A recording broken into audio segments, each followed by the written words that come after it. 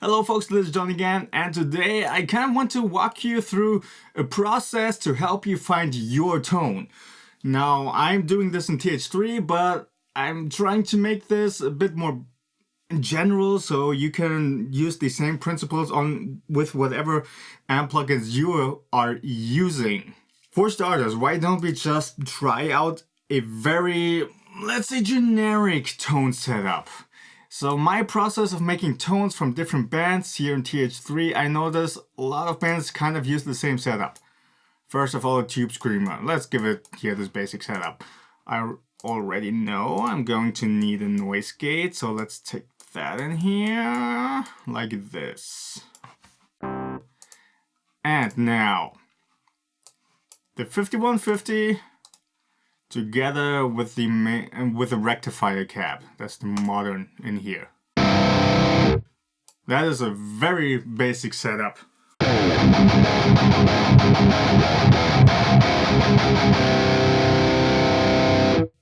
Just like that, it kind of already sounds pretty nasty.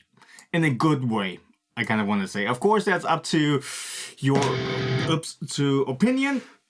If you like this kind of tone specifically, but we will go on tweaking, don't worry about it. Now, let's switch to another very generic thing, the 57.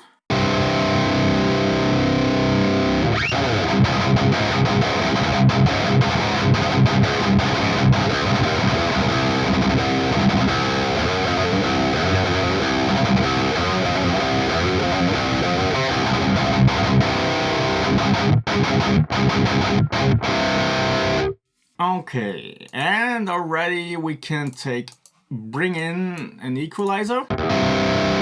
Let's take down 800 Hertz. That's quite strong in here.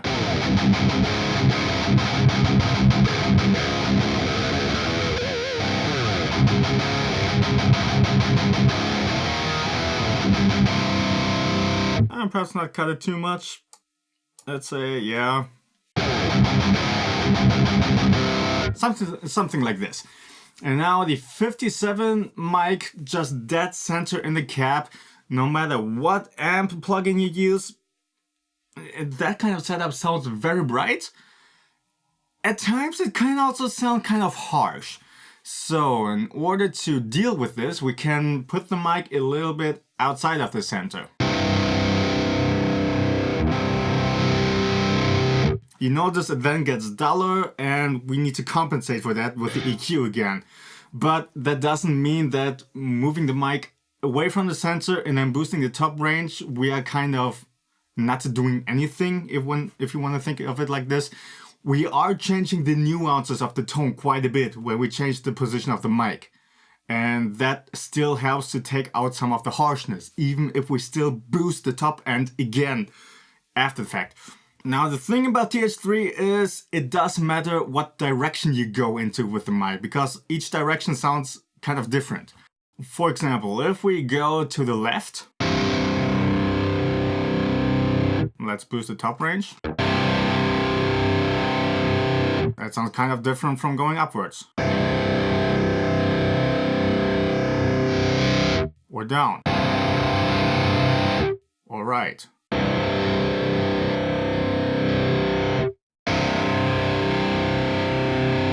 All the directions have different nuances, but let's go not too drastic. Let's go back to the center. And just a little bit to the left, I want to go here.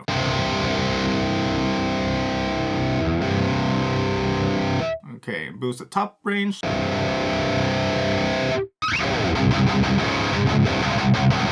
You know what? Let's save all these tones step by step so we can compare stuff. So let's save this, just as tone, oh, come on, don't mess with me. Tone 1, save it. Now let's compare if we take out the equalizer and just dip down the mids in here and boost the top.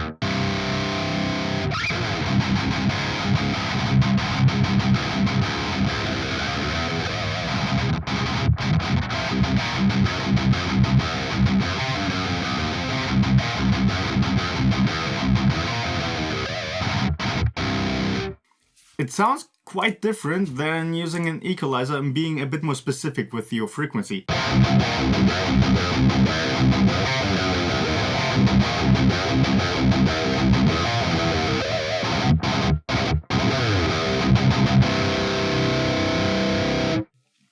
Okay, so let's keep it like this for now. Now let's copy this and paste it to the second one. Let's call this tone 2. Save. And now let's change this a little bit. As we tried before, just using a little bit of mic placement.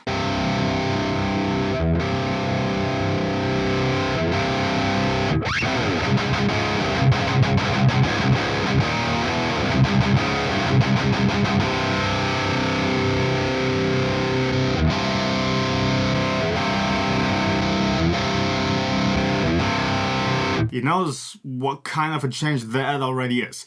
Now, let's say we want to keep that basic setup. Okay, so we have our basic tone down. I like how the cap and the mic position sounds. It's not as harsh as before, and it has still a nice richness and fullness to it.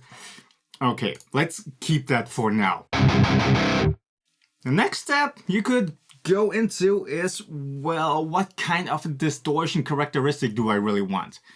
In here, the 5150 has a bit of a dirtier vibe. The way the distortion breaks up just kind of sounds very nasty.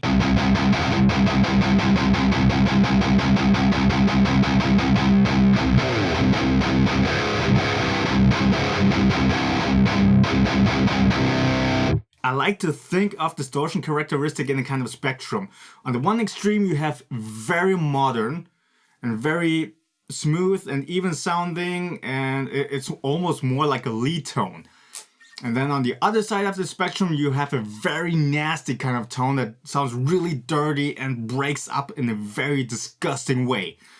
But I don't mean that in a bad way. It's just for lack of better words to describe the tone.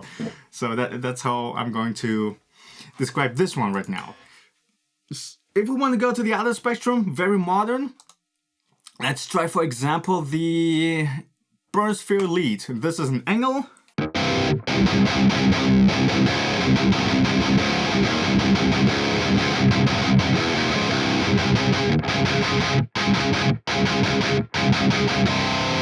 You immediately notice that this one has much less of a girthy low range, which is not bad in any way, it's just what it is. And the mid-range distortion is just much more smoothed out in a way, and you notice it, especially when you yourself play with it, the palm mutes feel more controlled. And this amp is pretty bright by itself, so we don't need as much of a tone boost in here.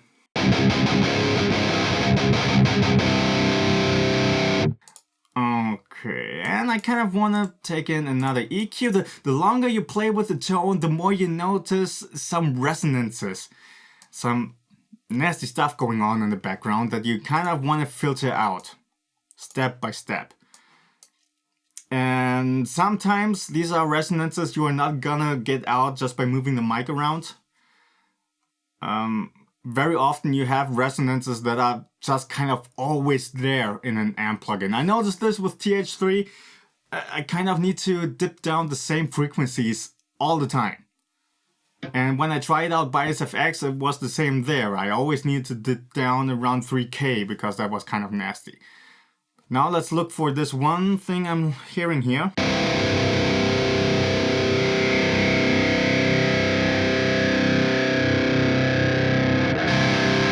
This one is annoying me right now.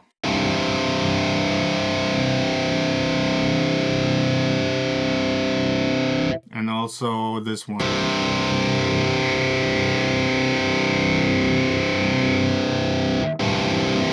But don't overdo it with the cuts, otherwise you easily kill your tone. And when you cut one frequency too much, then you notice other resonances poking up way too much, which may not be a problem if you didn't make that first cut too harsh.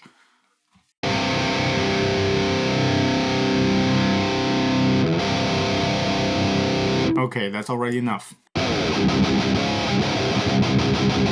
Kind of want to take down 400 Hz as well.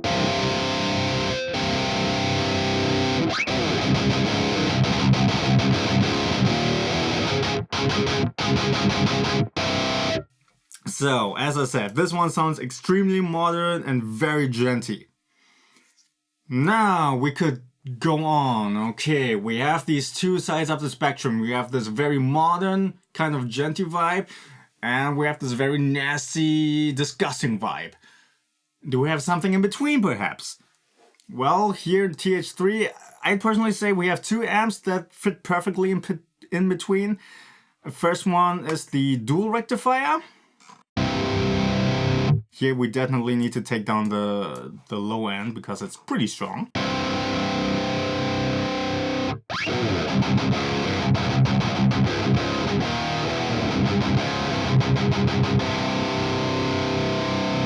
And perhaps a little bit more distortion.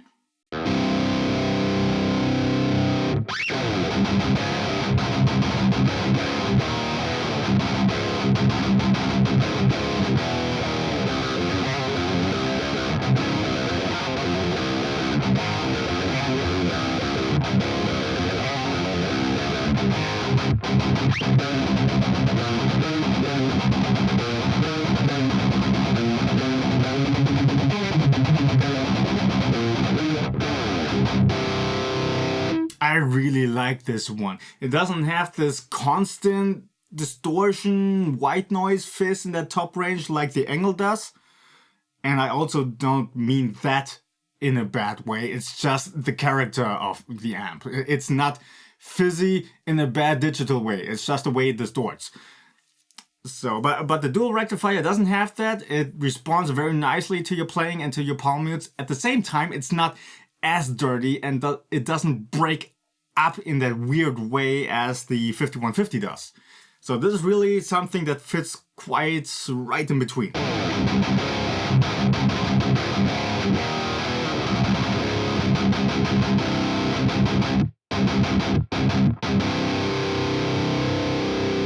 So if I would take in some other amp simulators for this video, I'd say let's take for example Re-Access from Mercurial. I think the lead 1 channel, the way it breaks up and the way it distorts, it feels similar to the 5150 in here. Now, by that I'm not saying that the PV5150 and the Tri-Axis sound the same. It's just the kind of distortion characteristics that I'm noticing in these plugins. Okay, I'm talking about plugins, not the real gear these are supposed to emulate. Just to make that a little bit clear. So yeah. And the lead 2 channel on Re-Access to me feels very similar to the rectifier here in TH3.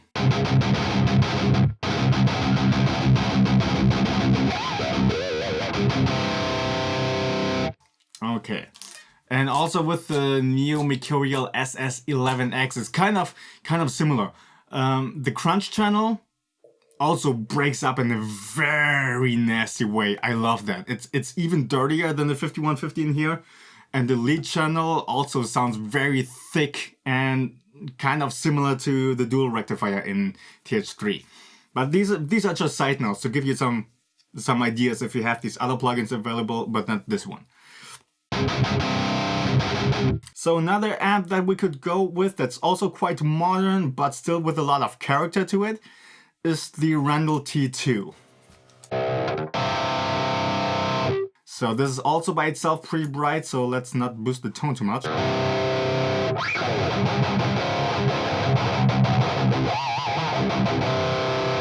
Let's tweak the mid-range a little bit.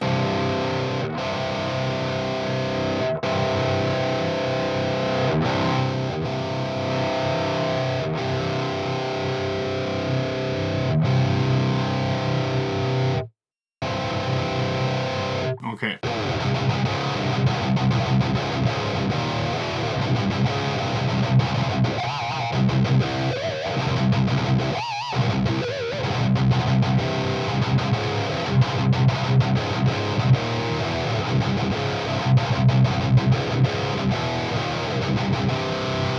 So personally, I think the general characteristic of this amp, the distortion characteristic, the general tone.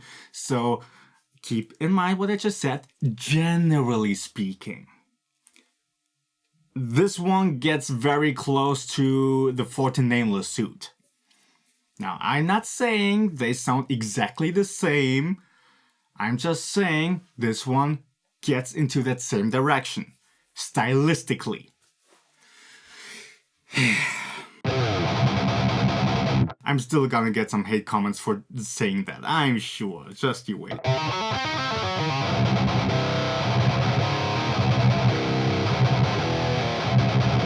Now this right here may not sound exactly like the Forte Nameless suit, but the cap simulations have way more of an impact on the tone than the amp itself. So if you would, I'm super sure if you would use the same impulse response, then this one sounds very close to the Forte Nameless suit. And perhaps also not using the Tube Screamer, but rather the Proko Red, I can imagine will give you even more of a dirty vibe in there. Okay, now we went through a couple of high gain models and we saw some different characters. Now, of course, there's a whole bunch more you could try out. For this one, let's stick to the Rectifier. I just like this one the most personally. Sometimes when you switch between amps, TH3 takes over the same setting as you used in the amp before, but sometimes it applies the changes to a different dial, which is kind of weird. Okay.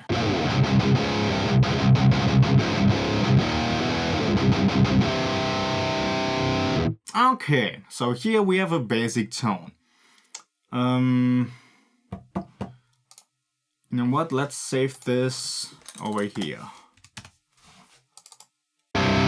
Let's compare again. So first we had this. Then we had this. And now this. Okay. Perhaps we need a little bit more.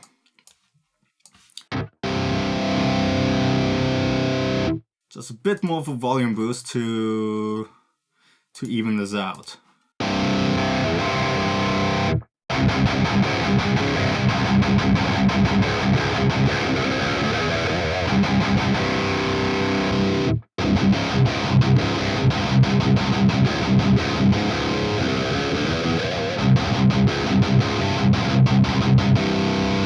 Now if you like one over the other, that's again at this point completely up to preference.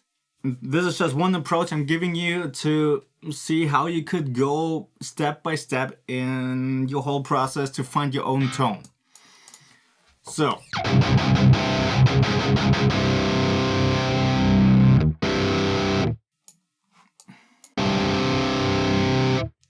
now what we could do, let's say we want to have a little bit of a different nuance in the way our amp distorts. This is already exactly in that ballpark that we want. But perhaps the Tube Screamer is not really what we're after. So again, finding out all of this stuff, of course, also needs time. So really fiddle around with what you have. Unless you do not want to spend time or you don't have the time, then this video probably isn't quite for you. So I already know I like the Proko Red a whole lot. Let's take down the drive.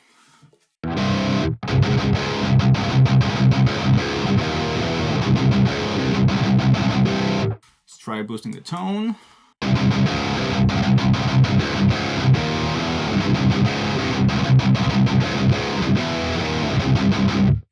Let's compare to the Tube Screamer.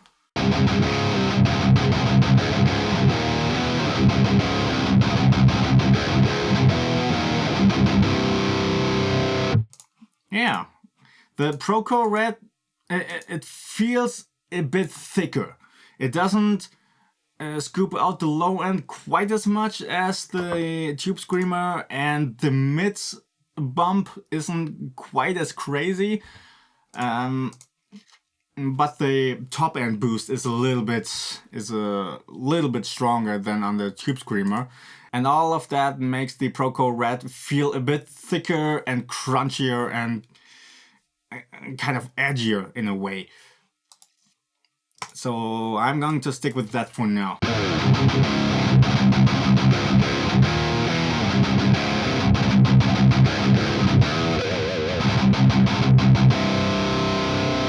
You know what? Let's go a little bit crazier here.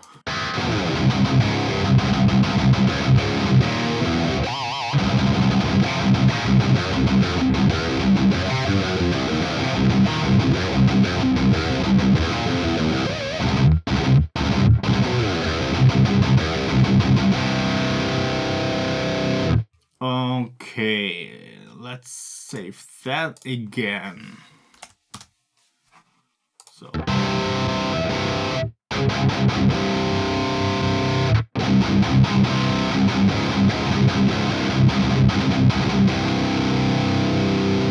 Okay, cool. Now, what could we do? What else could we do? We could fiddle around with the cab a little bit more. Let's stick with the Rectifier cab for now. Of course, TH3 comes with a whole bunch of other stuff, but going through more of them and playing around with mic placement and whatnot, that takes quite a lot of time. So for the sake of just giving you some ideas, let's stick to this one. Now we have one mic.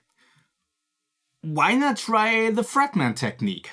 So we have here 45 degrees off axis, and then there's one mic that, well, of course the actual Fragment Technique means the one mic goes straight and the other mic is right next to it at a 45-degree angle like this. Here we have a little bit more wheel room, so we can use this one straight mic and move it around, while the other one stays centered at an angle. I kind of want to leave that one mic where it is. Now let's just fade in this other one. And let's lower this one. Okay, you notice it becomes a little bit harsher because, well, that's what the 45-degree angle sounds like. It's quite bright. So what we can do is we move out a little bit more with our straight mic.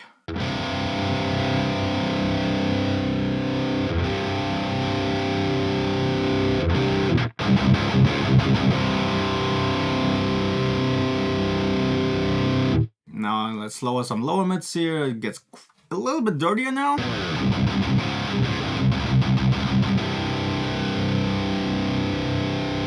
Let's save that again. Okay, let's boost the volumes here a little bit more.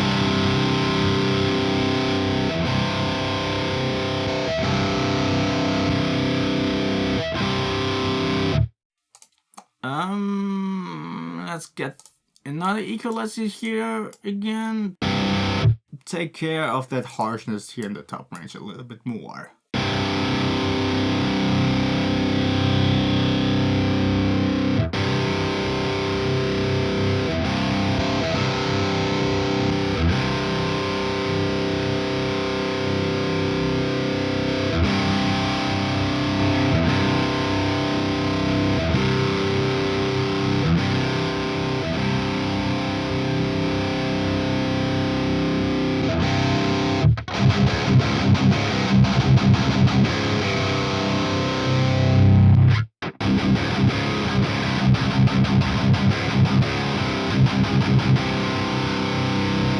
And that already makes it sound a bit richer, I kind of want to say, a little bit thicker than before.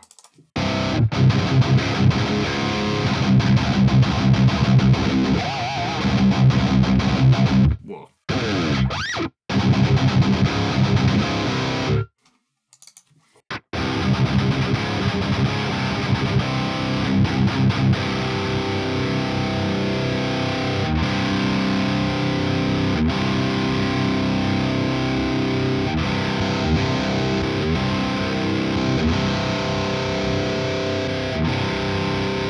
You notice a little bit of fizz in the top range is also gone now.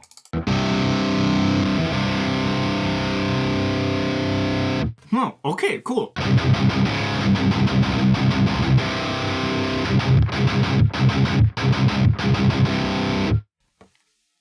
Now we could go on. We have more mics available here. Let's see what happens if we use some more. So the second mic, I kind of already know what I want to do. If I place it here upwards from the center, then this one will sound a little bit more roomy. So first of all, let's save this to another tone. Let's take down these two and let's boost this one.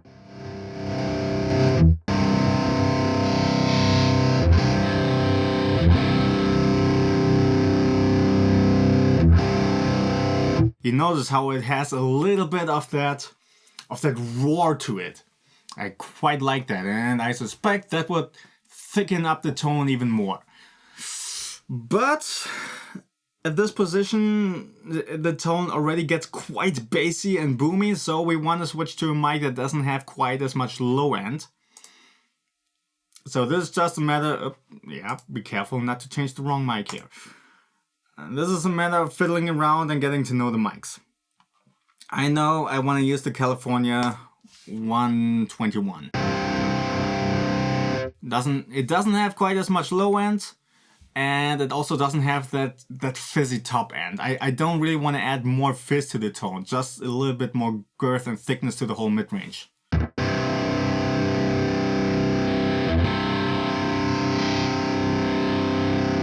And if I need a little bit more top end, then I could do that with mic placement. Just lower it a little bit towards the center and you get more brightness.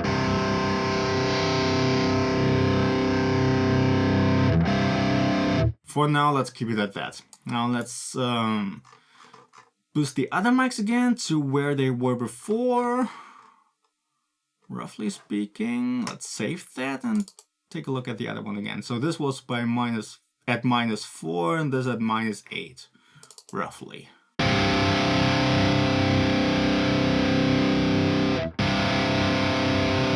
Okay, now let's fade in the other one.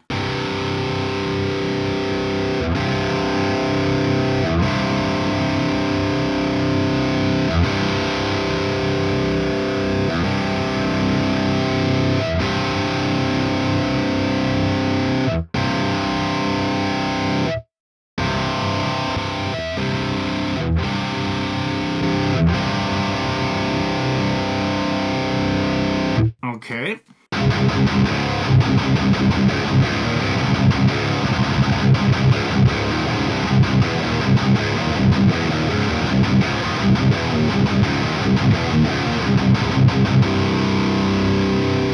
Yeah, it sounds even thicker now.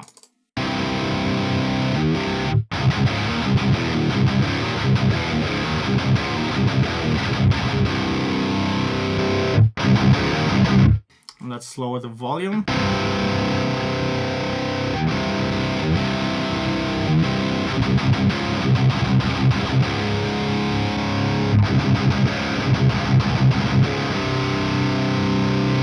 Okay, I'm noticing a kind of a fizzy frequency here at the 5K range.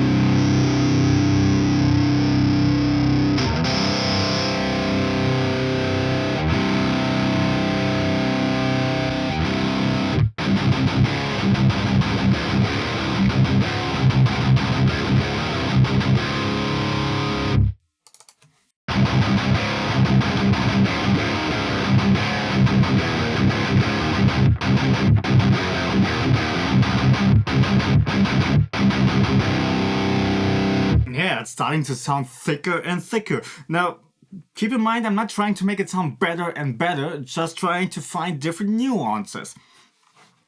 Before, just using one mic, it sounds very direct and kind of dry.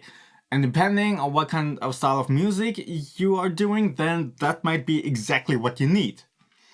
But perhaps you also need something a little bit dirtier, a little bit richer for, I don't know, if you do something a bit more hard rockish or so. And then this kind of approach may be the right way to go. So now we still have a rear mic.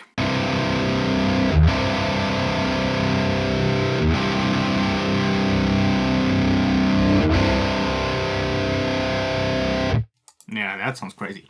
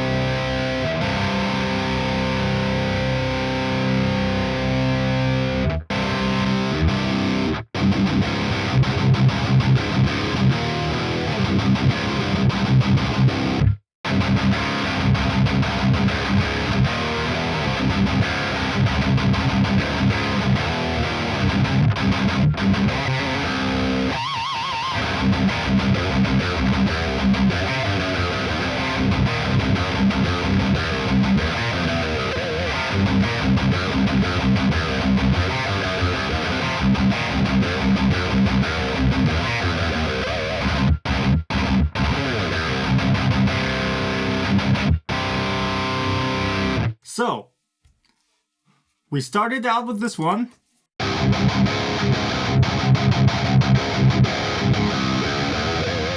And we ended up with this one.